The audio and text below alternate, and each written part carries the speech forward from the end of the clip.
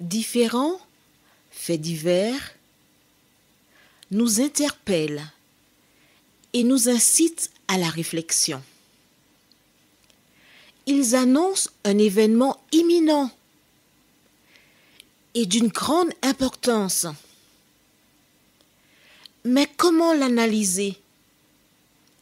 En écoutant Jean-Claude qui, à la lumière de la Bible, t'accompagnera et te permettra d'être prête, d'être prêt pour le retour de Jésus. Note que les éditions spéciales sont disponibles sur YouTube. Quelle est la réponse 2? Le 2, c'est le chiffre. Je te salue fraternellement en Jésus-Christ, le Sauveur du monde. C'est Jean-Claude qui partage avec toi cette nouvelle série qui s'intitule « Découvrir la vérité ». Marco et Jean-Claude sommes très heureux encore de te retrouver en ce jour. Bien sûr. Les références que nous découvrirons se trouvent dans le livre de Luc, chapitre 23, les versets 33 à 38. Juste avant d'aborder le sujet dont le thème est « Père, pardonne-leur ». Nous prions. Seigneur, l'heure est grave. Ceux qui ont la connaissance de la parole savent que Luc 23 est l'un des derniers chapitres du livre et nous aborderons le décès de Jésus de Nazareth. Saint-Esprit, merci de nous aider à comprendre ce que nous lisons et à l'appliquer. Merci de nous accompagner dans l'étude de la parole et que nous puissions prendre conscience du chemin qu'il nous reste à parcourir pour un jour entendre le Christ nous dire « C'est bien, bon et fidèle serviteur, entre dans la joie de ton maître ». Cette grâce, nous te la réclamons au nom de Jésus pour ta gloire éternelle. Amen. Je te rappelle que tu es un chrétien, du moins des personnes déclarent être des chrétiens. Qu'est-ce qu'un chrétien? Que fait un chrétien? Comment vit un chrétien? Notre thème c'est « Père, pardonne-leur ». La référence c'est Luc 23, les versets 33 à 38. Jésus vient d'inaugurer, alors nous avons laissé l'eau, tu as compris? L'eau, il y avait peu de personnes, les gens se sont moqués, comme certaines personnes, pas toi, du moins j'espère pour toi. Bon, ça c'est ton problème. Hein? Jésus a instauré la nouvelle Pâque. Rappelle-toi, nous avons vu ensemble dans Exode 12 que la Pâque qui avait été initiée en Égypte, c'était quoi? Un agneau sans défaut, mâle, âgé d'1 an, qu'il fallait rôtir. Il fallait seulement récupérer le sang. Et tout le reste, l'intérieur devait rester intact, les pattes intactes. Juste prendre le sang, mettre le sang sur les 2 côtés de la porte et sur le haut, les linteaux. Et ce sang représentait que les personnes qui habitaient dans cette maison aimaient Dieu et obéissaient à la parole de Dieu. Le signe. Et au milieu de la nuit, quand l'ange passa, le premier-né du propriétaire de la maison ainsi que des autres premiers-nés, servantes et compagnie, eurent la vie sauve. Et chaque année, on célébrait une fois l'an la Pâque. Mais pour cette Pâque-là, Jésus a instauré une nouvelle Pâque. Il a commencé par laver les pieds des disciples. Il les a séchés. Puis il a pris le pain et après avoir rendu grâce ou prié, il a rompu le pain, il a cassé le pain et il a donné aux disciples à manger. Ensuite, il prit du vin et après avoir prié encore, il a donné aux disciples et chaque fois il disait mangez-en tous et buvez-en tous. D'accord? Et c'était la Pâque. C'était un jeudi soir. Ensuite, il a été dans le jardin qu'on appelle Gethsémane. Il a été prié parce qu'il savait que l'heure était venue. Après avoir annoncé à ses disciples qu'il partirait. Oh, bien sûr, tous ont dit non, non, non, non, non, ah non, on va te protéger, on est là avec toi, on t'aime. Et ils étaient sincères, d'accord? Exactement comme aujourd'hui, des femmes et des hommes qui sont dans les églises sont sincères, acceptent Jésus pour sauveur personnel. Mais que s'est-il passé? Quand on est venu prendre Jésus, Pierre a pris son coutelas. Il a tiré le coutelas. Il a dit, vite, venez pas ici, venez le prendre, vous verrez. Et un serviteur du sacrificateur, Malchus, lorsqu'il a bondi, Pierre a donné un coup de coutelas. L'homme a vu qu'il allait perdre la vie. Parce que Pierre n'avait pas visé pour s'amuser, non? Mais c'est couper la tête de l'homme en deux. Et l'homme a bougé la tête. Et l'épée a coupé l'oreille de l'homme qui est tombé. L'homme a crié, on a coupé mon oreille. Jésus dit à Pierre, remets ton épée dans le four. Il a récupéré l'oreille. Il l'a remise en place pour cet homme. Quel amour. Et alors, on a récupéré Jésus pour l'emmener devant le sacrificateur et les autres qui voulaient sa fin.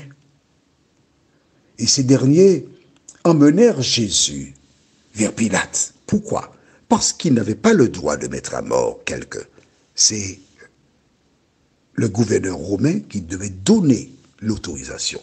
Ils ont monté un procès tronqué. Pilate lui-même a compris que c'était juste par jalousie. Il a cherché à sauver Jésus. Mais on lui a dit, si tu ne le crucifies pas, tu n'es pas l'ami. Et comme c'est un politicien, il ne voulait pas perdre la face. Alors il a pensé, ah, je sais, je vais proposer qu'on choisisse, parce que c'est la période où on propose de libérer un prisonnier. Et il y a un vagabond, Barabbas, un méchant, terrible. Je vais proposer Barabbas contre Jésus. Barabbas est un méchant. Il n'y a aucune chance qu'il choisisse Barabbas. C'est ça qu'il se dit. Sauf que Pilate ne sait pas que les démons ont pris forme humaine.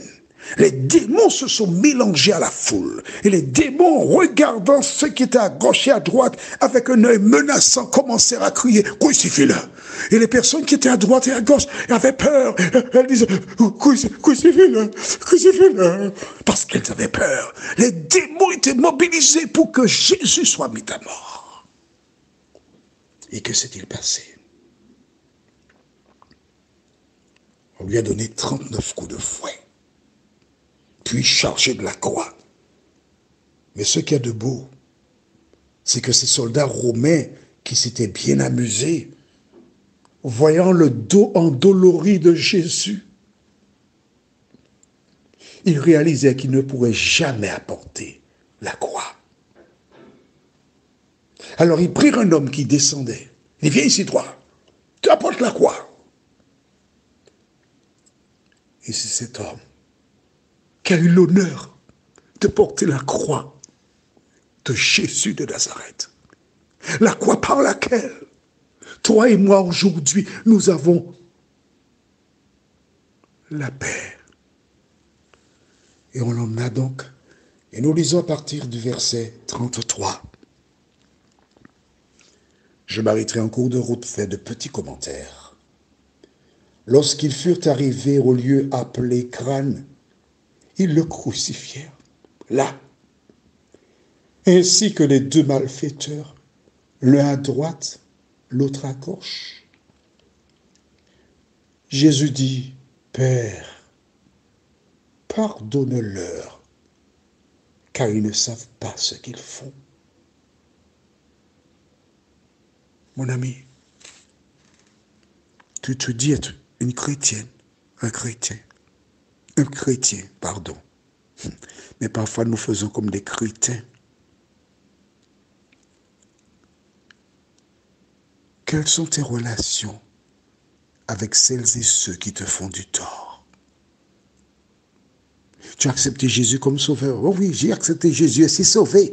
Mais attention, nous avons vu qu'après avoir accepté Jésus, qu'il dit au jeune homme riche et à Nicodème et à un docteur de la loi,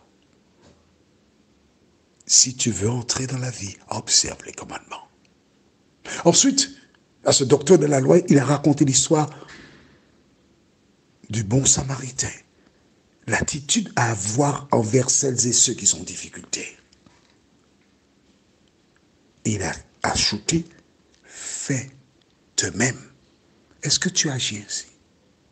Le dernier point qui te reste à faire, c'est de parler comme Jésus. Quand quelqu'un te fait du tort, quand quelqu'un te dénigre, quand quelqu'un cherche ta perte, te détruire, est-ce que tu ouvres ta bouche pour dire, Père, pardonne-leur, car ils ne savent pas ce qu'ils font? Est-ce que tu fais ça? Réfléchis. Ne lis pas la Bible pour lire la Bible, mais lis la Bible pour l'appliquer dans ta vie. Tu vois, moi, en ce qui me concerne, aujourd'hui, 5 mai 2024, 11h15 à la Martinique, mais 17h15 en métropole. Je voudrais te dire que ce verset-là, je l'applique dans ma vie. Et si je venais à passer de diatribe à tout moment, lorsque celles et ceux qui veulent me faire du tort entendront cet audio, que ces personnes sachent que je ne laisserai personne m'empêcher d'être sauvé au retour de Jésus. Parce que si tu ne parles pas comme cela, tu es perdu. Continuons.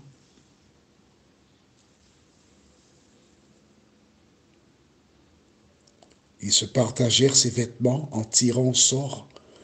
Le peuple se tenait là et regardait. Les magistrats se moquaient de Jésus, disant, « Il a sauvé les autres, qu'il se sauve lui-même, s'il est le Christ, l'élu de Dieu. » Les soldats aussi se moquaient de lui. S'approchant et lui présentant du vinaigre, il disait, « Si tu es le roi des Juifs, sauve-toi toi-même. » Pourquoi ces personnes voulaient que Jésus descende de la croix? Il y avait au-dessus de lui cette inscription, « Celui-ci est le roi des Juifs. » Tu vois ça? Tout le monde se moque de Jésus. Et tout le monde lui dit, « Descends de la croix. » Pourquoi voulait-il que Jésus descende de la croix? Jusqu'à présent, Jésus avait fait un sans faute, c'est-à-dire qu'il n'avait pas péché. Satan savait que le sacrifice de Jésus serait accepté. Il fallait qu'il trouve quelque chose pour inciter Jésus à pécher. Rappelle-toi, tu vas lire cela dans Matthieu, chapitre 4. Jésus alla dans un désert pour prier, jeûner, et au terme de 40 jours de jeûne et de prière, Satan est venu. Et à 3 reprises, il a dit à Jésus, « Si tu es le Fils de Dieu. » Regarde, là maintenant, les gens dirent à Jésus, « Si tu es, le même diable, même tentation. » Si Jésus était descendu de la croix, il ne serait pas mort. Pour sauver nos péchés, il aurait péché et nous serions tous condamnés à mort. Voilà pourquoi on voulait qu'il descende de la croix. Prions. Notre Seigneur et notre Dieu. Jusqu'au bout, les hommes ont provoqué Jésus. Jusqu'au bout, ils l'ont tenté. Jusqu'au bout, ils ont cherché à le décourager et l'inciter à pécher pour descendre de la croix. Mais Seigneur, ce que nous retenons, c'est que Jésus, sur la croix, ayant reçu 39 coups de fouet, les clous sont entrés dans ses mains et dans ses pieds. Jésus trouva la force pour dire, Père, pardonne-leur, car ils ne savent pas ce qu'ils font. Seigneur, aide-nous à agir comme Jésus. Aide-nous à pardonner à toutes celles et ceux qui nous ont fait du tort. Aide-nous à comprendre que le diable les a utilisés afin de nous empêcher d'être sauvés. Le diable les a utilisés comme il a utilisé toutes ces personnes qui disaient à Jésus, descends de la croix. Seigneur, aide-nous à être sensibles seulement à ta voix, nous t'en prions. Au nom de Jésus, pour ta gloire éternelle. Amen.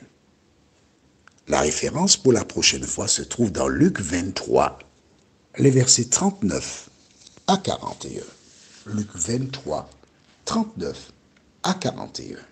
À bientôt.